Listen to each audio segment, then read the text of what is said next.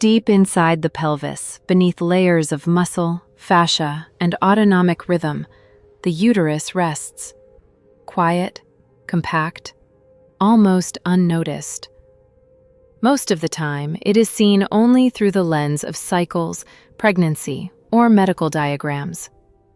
Many imagine it as still, unmoving, untouched by the subtleties of intimacy.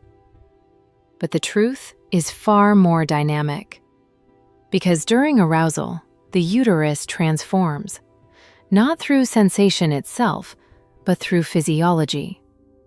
Blood flow surges, smooth muscle softens, ligaments shift tension, and the entire organ begins to rise, almost as if responding to an internal signal only it can hear. However, this isn't random movement, and it isn't passive. It is a precise biological adjustment, a structural choreography refined over millions of years. As arousal deepens, the uterus lifts, a motion known as tenting. The cervix draws upward, repositioning itself away from the vaginal canal. The uterine walls adjust tone. Pelvic floor muscles engage and support the ascent. Nerve signals travel through the pelvic plexus in rapid patterns, shifting blood flow and reorganizing internal space with remarkable subtlety. Most people never feel this movement, never sense the organ's quiet repositioning. Yet inside, the uterus behaves like a responsive, intelligent structure, adapting instantly to changes in pressure, flow, and autonomic signals. Why does the uterus rise during intimacy? What evolutionary purpose does this motion serve? How do ligaments, nerves, and hormones coordinate such an intricate transformation?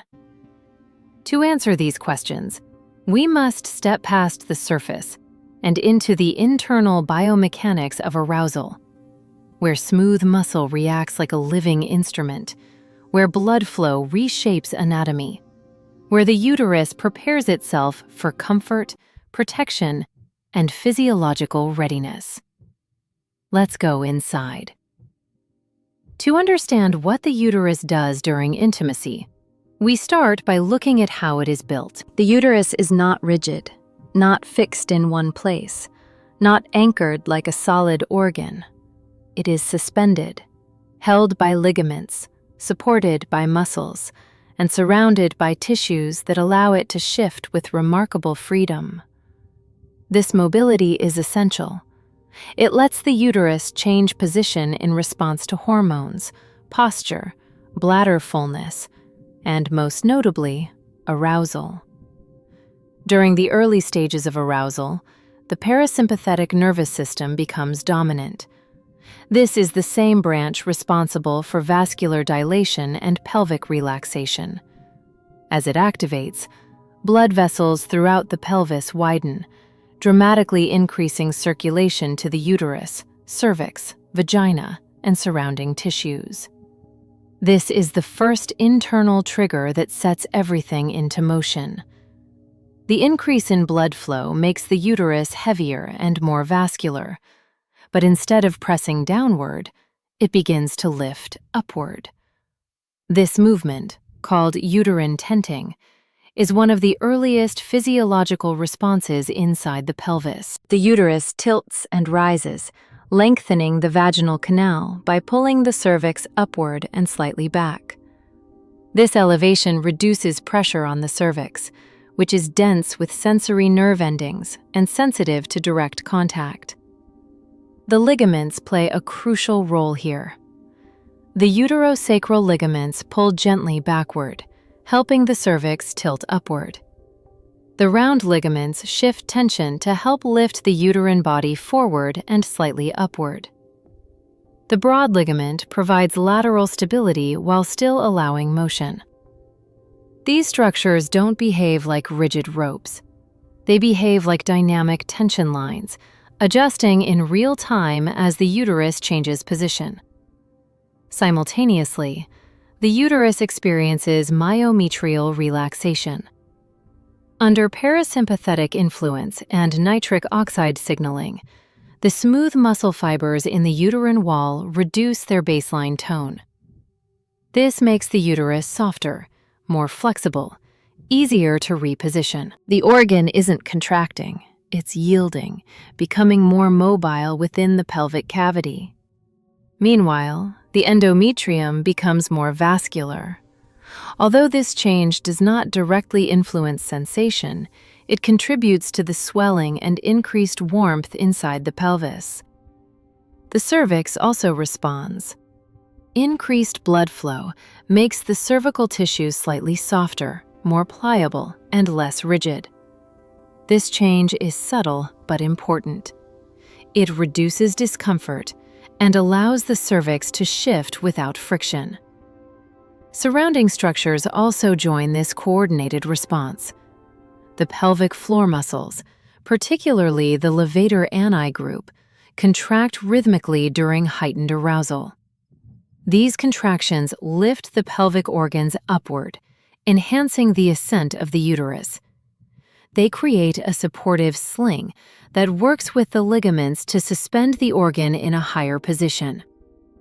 As arousal deepens, the vaginal fornices, the recesses around the cervix, expand. The posterior fornix deepens as the uterus tilts upward, increasing space and reducing pressure on sensitive surfaces.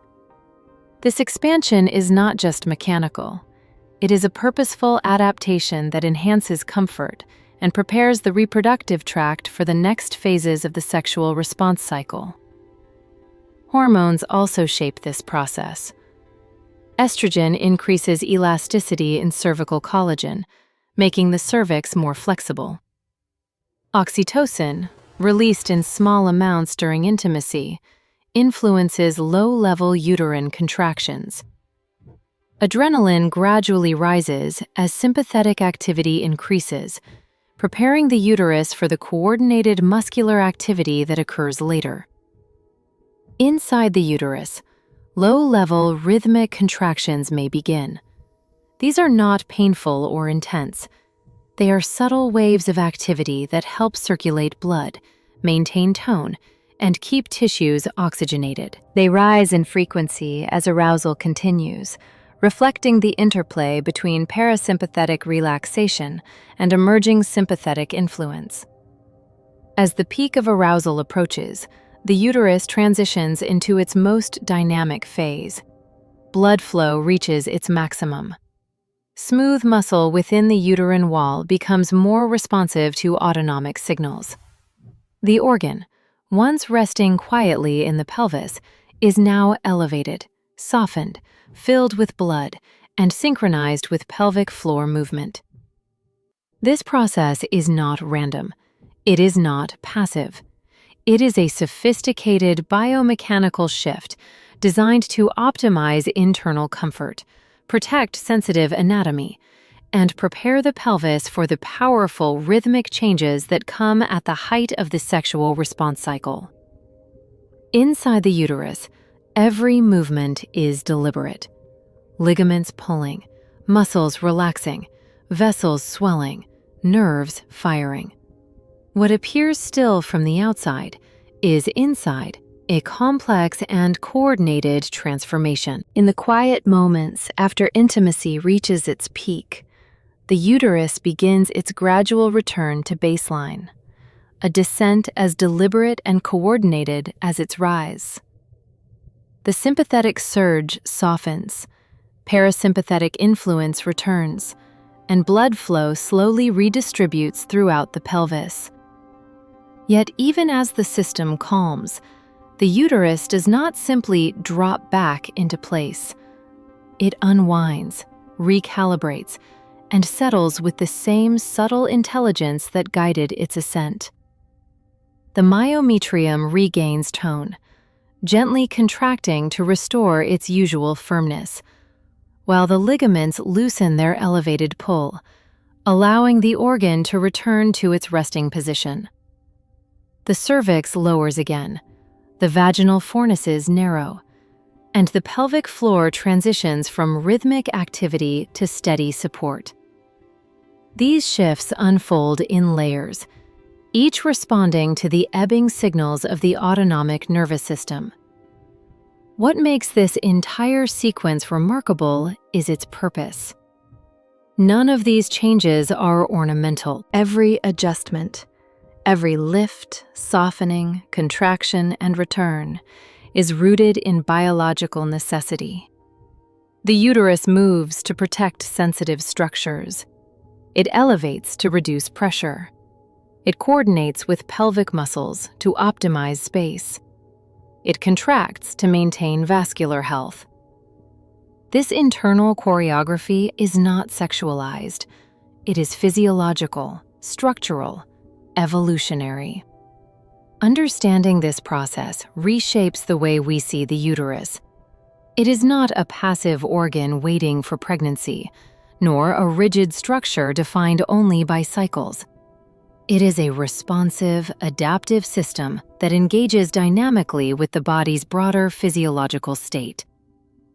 The uterus participates in intimacy through motion, tone, and flow, reflecting a design that balances protection, comfort, and biological readiness.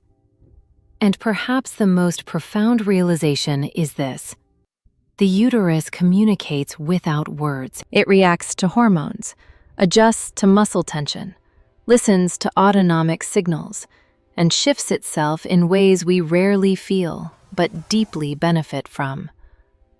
Its intelligence is built into its structure: smooth muscle responding to chemistry, ligaments responding to movement, vessels responding to pressure. Inside this organ, intimacy becomes more than sensation. It becomes coordination, teamwork, and biological precision. A rise, a lift, a pulse, a return. The uterus moving with the quiet brilliance of a system designed to adapt, protect, and respond.